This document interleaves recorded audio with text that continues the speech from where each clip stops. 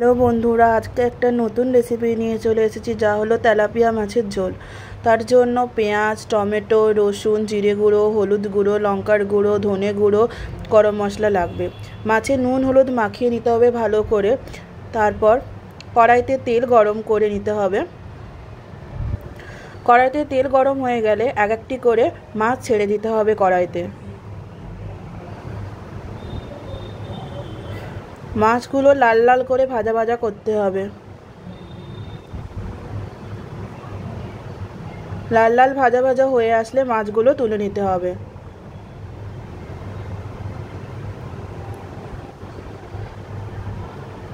এরপর ওই তেলেই শুকনো লঙ্কা ফোড়ন দিতে হবে, দারুচিনি, লবঙ্গ, এলাচ।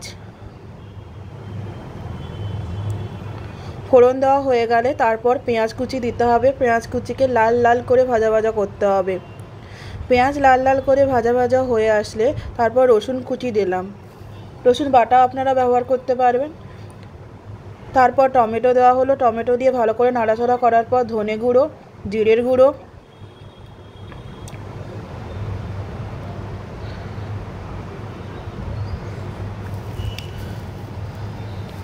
লঙ্কার গুঁড়ো, হলুদ গুঁড়ো দিয়ে ভালো করে নড়াচড়া করতে হবে। তারপর স্বাদ মতন লবণ দিতে হবে, দিয়ে মশলাটাকে ভালো করে কষাতে হবে।